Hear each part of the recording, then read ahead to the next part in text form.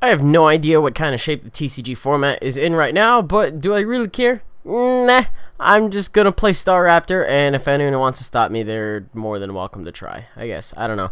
I got a couple of shoutouts to get into before we get on with the rest of the video, but it's pretty self-explanatory how the first couple of turns go. It's just kind of set up with stage 2s, that kind of thing anyway. So, first one is to the fine people that run the Gravy Beast Trading Incorporated thread. They are the ones that I go to when it comes to figuring out roughly more or less what a card is worth on TCGO in terms of pack values. It's run by like 9 or 10 people, and they do their best to stay updated on everything. I have to just absolutely stop right here, and I played Getsis and got rid of her entire hand and drew 6. That was kind of cool. Wow, that's so bad. But that definitely does give me a nice leg up. But going back to Gravy Beast, I do keep up with their thread a lot in terms of prices. And yeah, in case you need to figure out what a card's worth, I'll leave the link in the description for that, because I get that question a lot. How do you know how much a card is worth on the site? It is more or less, I would kind of want to say, within 2 or 3 packs of what their listed prices is what the community generally values it online. So, other one is going to go out to everybody that there was a Gotta Catch 'Em All event thing on, I don't know, it was Pokemon made a website for sweepstakes, and then you would punch in sweepstakes codes, and then they would give out TCGO codes, which is pretty cool for like 2 of them. And then everybody was like, oh my god, I'm not going to use TCGO codes, but I know who would use TCGO codes, and they toss them along my way. So I want to give a shout out to everybody that did that. There was 2 per day, I believe, for each of those codes. So it was just kind of a, hey, that's kind of cool. And they were for unlocked Plasma Blast packs. I haven't opened them yet.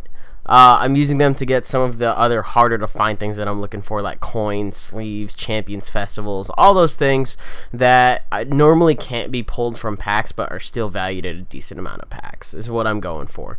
So that, and YouTube user iDestigial has once again provided me with some more cards. He did have some booster codes lying around in his room.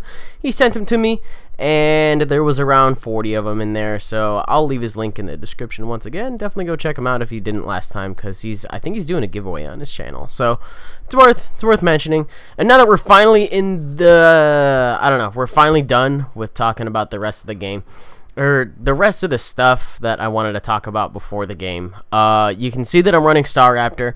I'll explain what Staraptor does as soon as I actually get Staraptor in play, but it's against Klinklang, which is interesting in that if the Klinklang gets up, I am not able to attack with Victini. But other than that, if Klinklang does not get up, I can OHKO every EX in the deck, because Victini's second attack will do 50 damage, plus 50 more because it's an EX, and then times 2 because of the weakness to fire. So if I were to hit Regigigas, and if I were to N and get a DCE and a catcher, a switch would be nice. I don't have to get rid of the DCE on the Starly. But if I did hit that, I could OHKO either the Regigigas or the Cobalion. So it was definitely a thought that was crossing my mind the entire time. He does not she. Could be he. I don't know. I was using a girl avatar at one time, so could be in the same boat. But I'm just going to assume she. So she decides not to rare candy the Klink into a Klinklang because, well, it doesn't have that option. That would be the only reason not to do that. I'm going to evolve that so that way I can actually live a couple of hits and then just end out. So I do get the rare candy and the Staraptor to get my second Staraptor up. And then I also do have a catcher, but I can't really do anything with it yet. What I do want to do is attach to the Staravia and then retreat into my Victini so that way I can start turbo energizing stuff. Cool thing about it is it thins my deck out even quicker by 2 cards each, so that way I can just draw into better resources and not like have to manually attach from my hand. So I'm going to take the opportunity to do that right now. Power up the Staraptor all the way because I don't want to put a DCE on it because Cobalion can just take it out with Righteous Edge. I want to have one Staraptor that can consistently attack with only fire energy and won't be stopped. But Staraptor has 2 attacks. The first one for 3 energy does 60. It's a pretty bad damage output. And then the second attack is the one that this deck abuses. It's basically, if you have 4 energy on you, you can use it, and you see that Pokemon right in front of Victini, stick it back in the deck. Stick that Pokemon in particular and everything attached to it back into the deck. So it's basically just a push deck, kind of a resistance deck. You keep strong breezing until your opponent can't keep up with Pokemon on the field. It's a disruptor, and then to complement that, I also have a couple of Getsuses in this deck to ensure that they can't use the items, the level balls, the ultra balls, the heavy balls, that kind of thing, in order to get more Pokemon back out onto the field. So I am running a little bit of a heavier Getsus line in this deck than I would in other decks that actually use Getsus. I think I'm running something like, I don't know, maybe like 3 or 4 in this deck. I was pretty comfortable with Junipering away the rest of my hand, so I didn't really mind there. This I kind of do mind, because I do have energy in my hand, and I don't really want to discard it, because I don't run a lot of energy, and just every bit counts. Because on top of that, because it's not in my deck, I can't turbo energize for it. And I'm also noticing that she got the Kling Klang lock up right now. Not crucial. It just means I can't attack with Victini, which is never the plan A for this deck in the first place. It just so happens that it was just a really tempting option to switch around. But I'm going to get rid of that. I'm not going to call it a lock. Oh, I guess it's kind of a lock. I can do that, is what I mean to do. But I'm going to get a Starly. I don't know why I'm getting a Starly. I definitely could have gotten a Staraptor. I don't know why I was fucking around on that. I guess I was looking for useful things to discard, even though I'm pretty sure I could have evolved on that turn. I don't know. I don't want to burn the fire energy just yet, which is why I just decided to take something and Juniper, even though I didn't have to. Whatever. I don't know. I'm just kind of pissing around in this game. Don't take this deck seriously at all. That's the most important thing. My deck is not anything that you should even consider playing in a tournament at all, because it's the stupidest damn thing ever, but when it works like this, it's actually pretty funny. So Kling Klang is off the field. It's going to take another maybe 2 turns minimum to get that Kling Klang up again, assuming there's a rare candy and whatnot. And it's nice having Aspersia in this deck is nice, because it does let me take a couple more freaking Righteous Edges combines with lasers and all that stuff. I'm not really too scared about laser, because I do run switches in this deck, and I woke up anyway, but I'm still going to switch out to get rid of the poison, attach to that Staraptor, and then Juniper, so get rid of a Starly, whatever. And then I finally get into the DCEs, which is what I was waiting for the entire time. Once I can get the Cobalions off the field, then I can put the DCEs down freely. But for now, I'm going to push as much stuff off of the field as I can with this Staraptor in particular. I don't think my opponent knows that I'm actually running DCEs in this deck. Actually, no. She knew when I attached to the Starly earlier. So there was one. Thankfully, I had all 4 of them and they weren't prized. But this deck doesn't take prizes.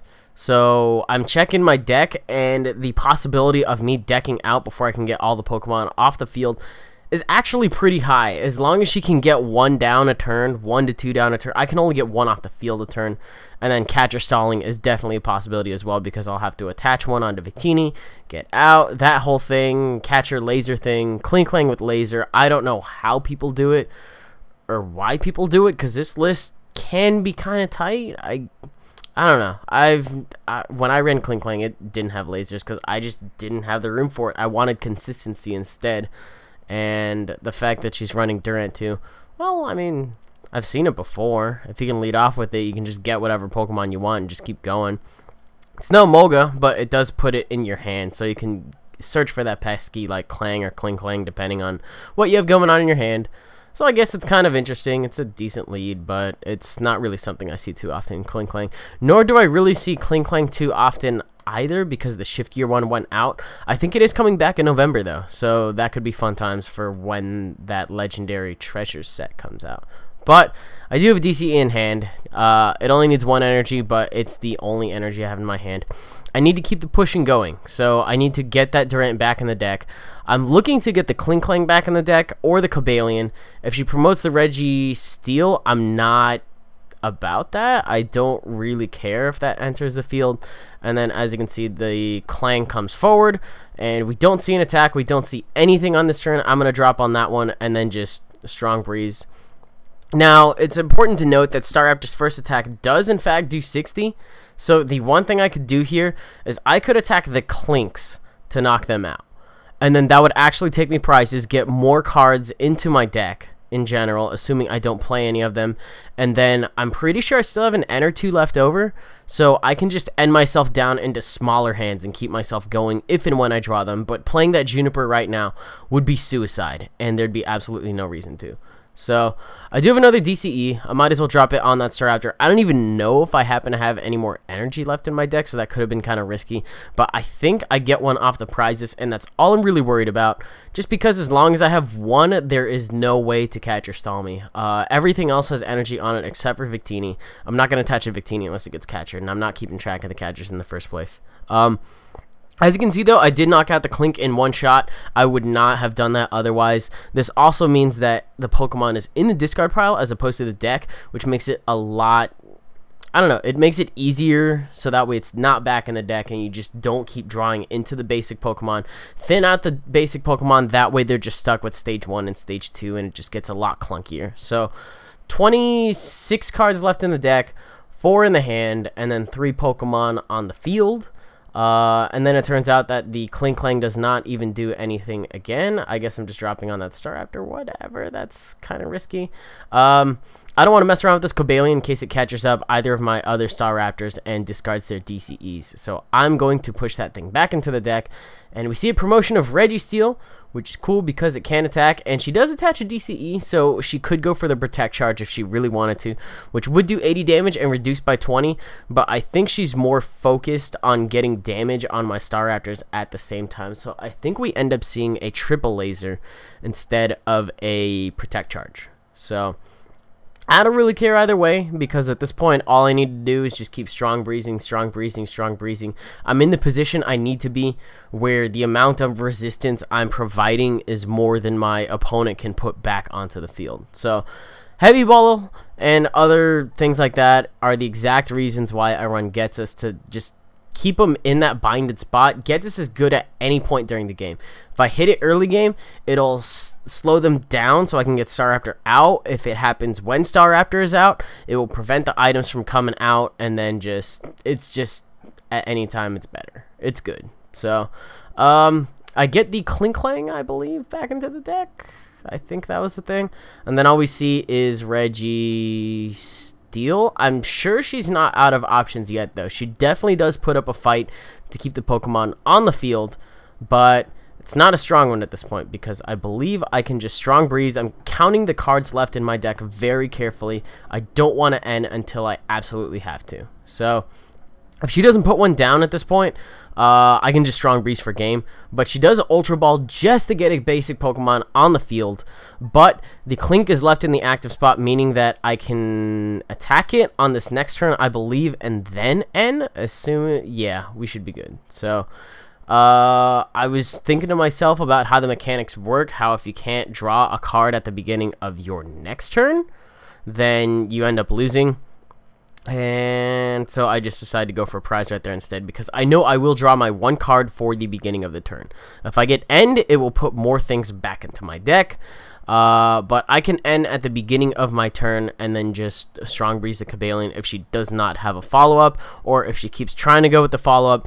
Fortunately, it doesn't look like she has a follow-up, so I'm able to just put everything back into my deck. That last step was a little unnecessary. I just wanted to see what else I had left out of curiosity.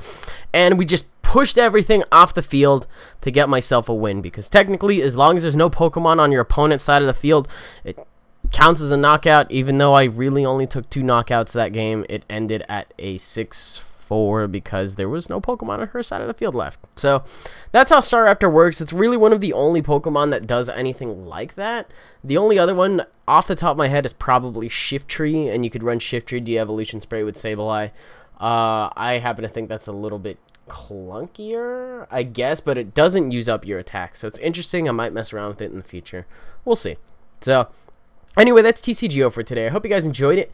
If you did, you can leave a like rating, comment, and subscribe, and do your thing. I'll leave various links and stuff in the description. You guys can check them out, do your thing, and we'll see you guys next time. Bye.